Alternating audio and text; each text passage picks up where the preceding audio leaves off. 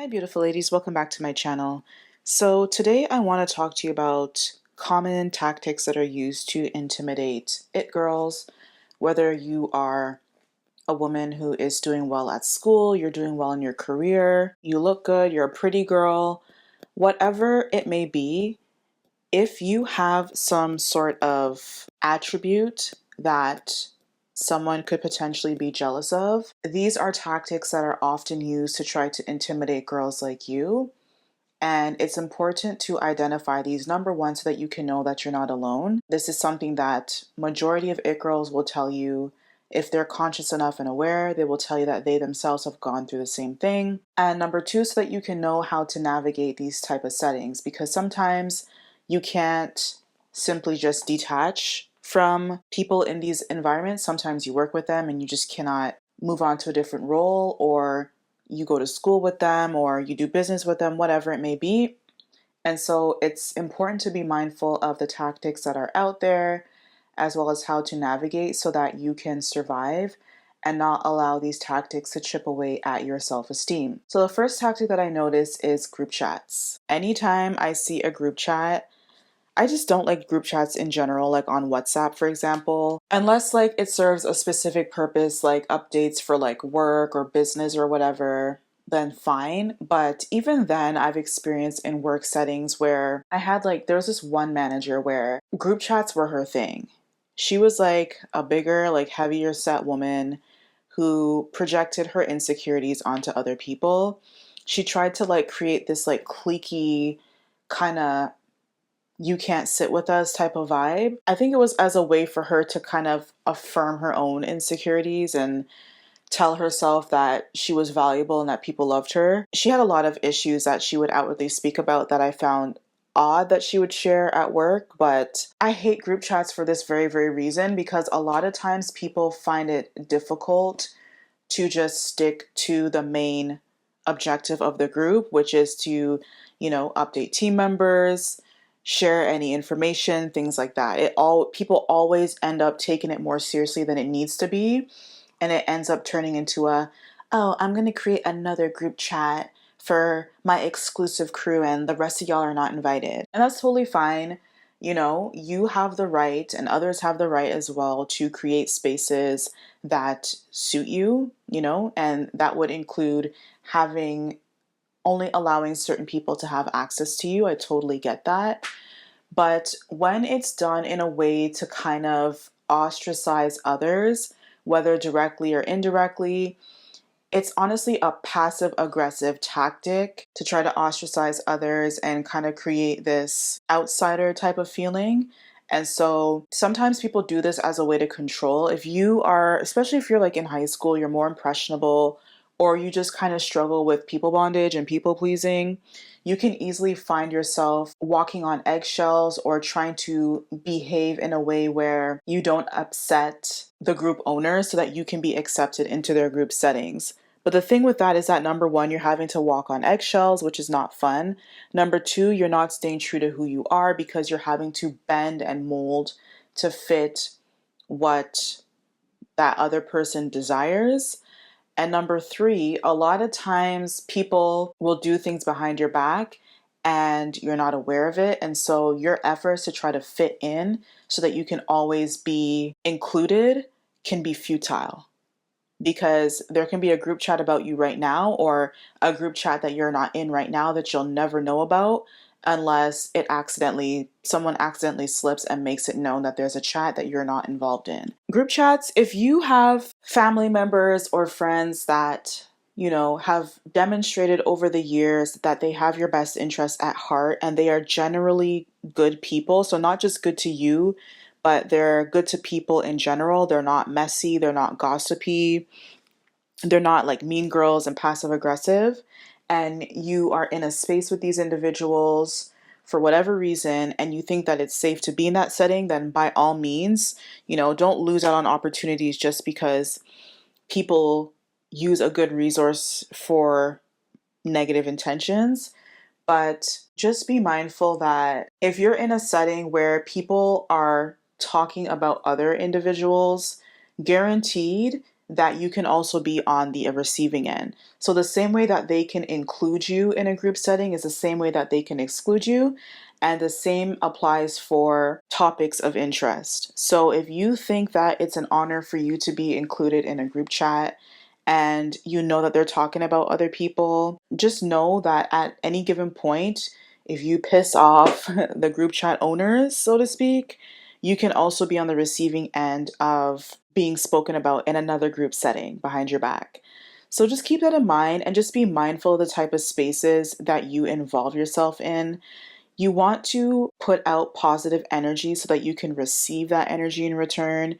And even if you're not engaging in talking about people behind their back in a group setting, the fact that you're even there being privy to that information honestly is a low vibrational energy. And it can honestly reflect poorly on you, especially if it's a work situation and it's found out that you're in this group. It can always come back to you as, oh, like, how come you didn't report this? Or what did you do to stop the harassment? Because employers, even though, you're entitled to your life and your privacy outside of work, employers use things like social media, text messages, and group chats as a way to fire employees for harassment, because it's literally written evidence that they can use against you to prove that you do not align with the business's values. So, anytime I see people being messy in group chats, especially at work, I just mute it. Okay. You also want to be strategic and not be like, I'm just going to leave right away, because sometimes that can work against you where it looks like you are not a team player. And if the owner is someone who's in a position of power or authority over you, you want to play that very carefully, where you can always keep that person in your back pocket for when you need them, whether it's for a promotion, a reference, or whatever. Even though they're messy, they will probably serve some sort of purpose or value in another capacity. So you can be neutral in that setting and just mute the chat and just not participate. I've had people ask me like, oh, how come you don't participate in these chats? I'm like, girl, I have so many chats open, I can't even keep up. They're like, oh, okay, yeah, I understand. And then it makes me look like, I'm a social person, but I'm also not engaging in your messiness. And that type of tactic also, if it ever, God forbid, comes back that to like HR, for example, that there's a group chat where someone is being bullied and harassed, and you are identified as a participant, you can just show them and be like, oh, well, the chat's on mute. I didn't even know that this was happening. Sorry to hear. And you quickly absolve yourself of that situation. Another tactic that people use to intimidate it girls is passive aggressive comments. Passive aggressive comments are pretty much someone's cowardly attempt to express their frustration, but instead of just outwardly letting you know how they truly feel at like an adult, they indirectly let you know how you feel, and it kind of sounds like a dig. So for example, you could be like in a work setting and they're choosing someone to get nominated for an award, and you get nominated and someone else doesn't get nominated, and the person could make a comment like, well, of course you would get nominated. They didn't outwardly say what they felt, and they didn't outwardly express why they think that way, but based on their tone, you can tell that they are peeved that you got selected and they didn't. Okay. This is a tactic used to kind of make you feel uncomfortable, or to make you feel like you're not deserving of something. Honestly, passive aggression can be used in so many ways, in so many contexts, to try to diminish. And I honestly think that passive aggression is more dangerous than someone being outwardly aggressive, because the person is indirectly hurling insults or indirectly hurling their aggression towards you, but you can't place your finger on it, type of thing. So you can't always tell.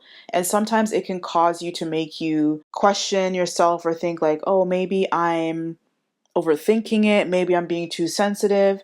And that's honestly the objective of the other person. They want to be able to outwardly be aggressive towards you without you catching on. so that they can also hurt you by making you doubt yourself. And a way that someone can have control over you is when you are not confident, when you doubt yourself, when you question yourself. And so it's always important to understand how passive aggression works so that you can kind of shut it down. When you hear little comments like that, you could be like, oh, what do you mean by that? And if the person is not being passive aggressive, it just came that way, then they'll be like, oh, I meant to say X, Y, and Z, so that you can get clarification.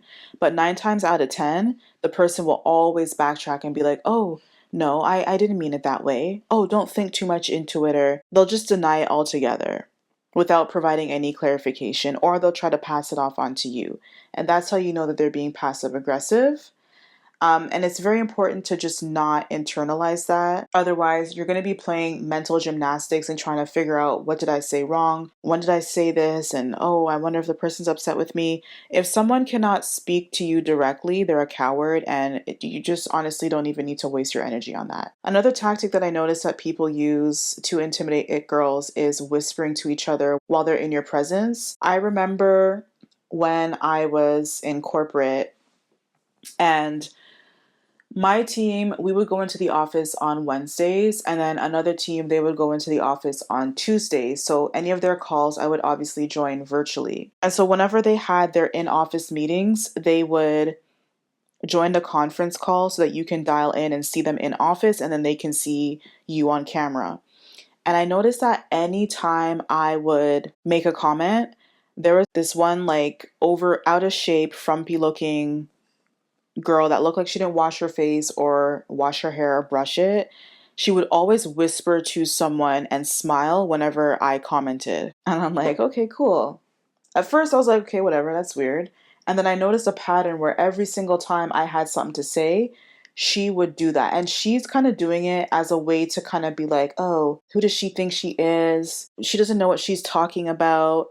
And so she's doing it with the hopes that I will see it. Obviously, she's trying to make a joke to whoever will listen, but without her realizing it, she's doing it so that with the hopes that I would see it, and that would diminish my confidence, so that I would no longer feel confident to speak up in meetings and confident to share, because then I'd be like, oh no, maybe I'm not as smart as I thought I was, or maybe I don't really offer any value to this meeting setting. So let me just be quiet because I don't want anyone to laugh at me. It's important to be self-aware. So if you know that you're the type of person to kind of just comment in meetings for the sake of commenting and that you're not offering any value, then work on that as a way to strengthen your skill set.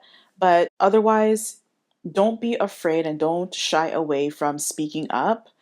If someone feels triggered by your presence or feels intimidated by you speaking, and they feel the need to diminish you so that you'll be quiet, that's their problem and it's not yours.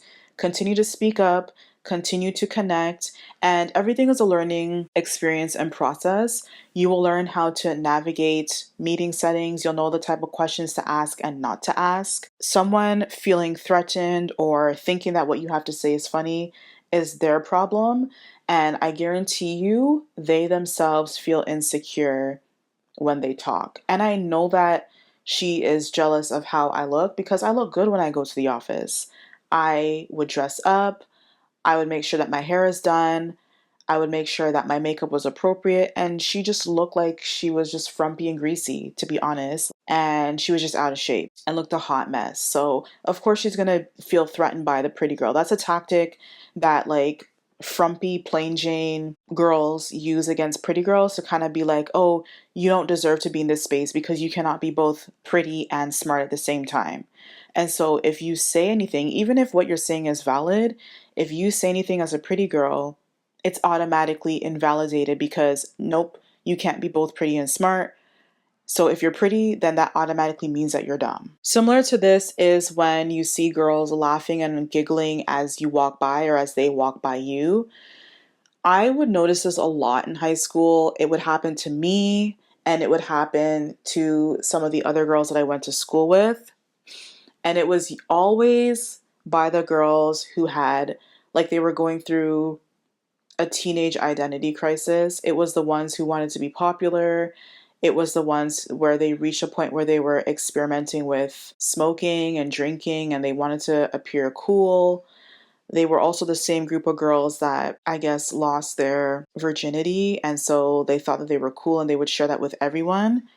And so because I was like into my books, and I guess because that was seen as unacceptable as a black girl not being a stereotype. And so this can cause you to feel intimidated. It can make you feel insecure. Like maybe they're laughing at how I look, how I dress, my body type. I noticed that like high school girls, when I was in high school at least, have this fixation with other girls' bodies where they'll say things like, oh, she's flat chested, or her boobs must be fake because they're so big, or she has a flat bum.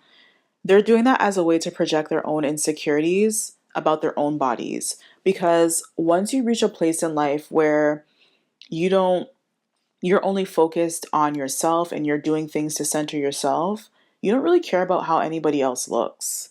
You'll take notice of it, but you're not going to care to the point that you make unprovoked comments about it because, like, who cares? It doesn't matter.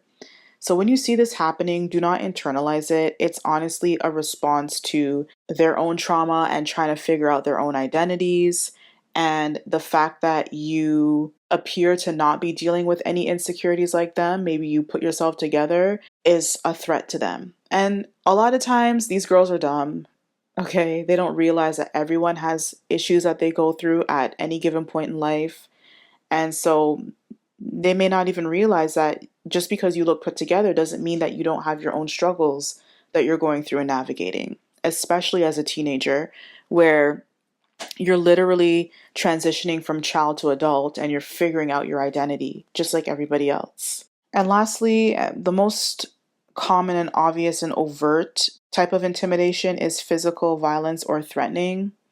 This is common in the Black community where, you know, if you are smart, if you're put together, if you speak well, you're kind of accused of thinking that you're better than everyone. And so there are many situations where people just want to fight you to literally cause you harm and to then make you afraid to enter certain spaces. I remember I shared the story previously when I was in high school. There was this one big lip girl. I say big lip because like her mouth was always hanging open. Anyway, and she had the audacity to come at me. Anyway, she, I guess, had some issue, and because I presented myself well, I was a pretty girl, I was respectable, I was doing well in school, I graduated with honors and went on to study at an Ivy League institution. She wanted to diminish and chip away at my self-esteem and identity by threatening me and trying to cause me physical harm. Okay, you see in other cultures where they'll kind of like bully and kind of passive aggressively talk or spread rumors.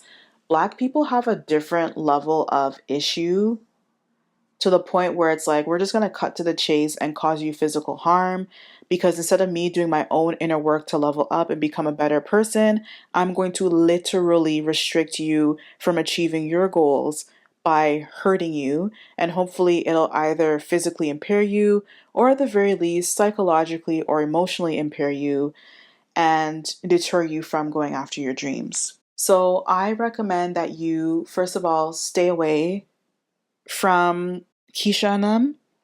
Okay, do not be alone with them. Have friends who have your back and who will not leave you hanging, especially if it escalates and they come at you. Have friends who will have enough sense to either pull you away from the situation or go and get help. Some people say, oh, I don't snitch. Start snitching in 2024 and beyond. Honestly, like you literally need to shut people up and take away their power by calling the police, by calling those who are in charge, by pressing charges, by suing people. That's a way to take your power into your hands. And who cares about some ghetto label of being a snitch? I will be a snitch. I will do what if I need to, if I need to protect myself and work in my best interest. And I will do it gladly and willfully. So don't be afraid of those stereotypes. If you can avoid going to a school where it's in a rough neighborhood with a bunch of Keishas who have nothing going for themselves, then please go to a different school. It may mean a lot of times it's for specialized programs. So if you're gifted and you're doing well in school, go to a gifted school. Not only will you be safer, but they have access to more resources. The same thing applies for colleges or universities. Consider going to a PWI or studying abroad, learning about different cultures to help enrich your learning experience. And it'll honestly make you more competitive on a global scale because you just have skill sets that are niche and different from your peers. Work environments, try to work in an industry where it's not a bunch of ghetto chicks, but it's actually people who are focused on their own development and leveling up and doing well. STEM is a big industry. Cybersecurity is another big industry that they're pushing for. There's a war on the horizon, allegedly. So, getting into the government, getting government jobs, or working with the military as a civilian are good career options. And there's just simply no room in these spaces for ghetto antics. Those type of people usually stay at the bottom or they don't even get their foot in the door. So you won't have to worry about that. All right, thank you so much for listening to this video. Let me know what you think, and I will see you in the next one.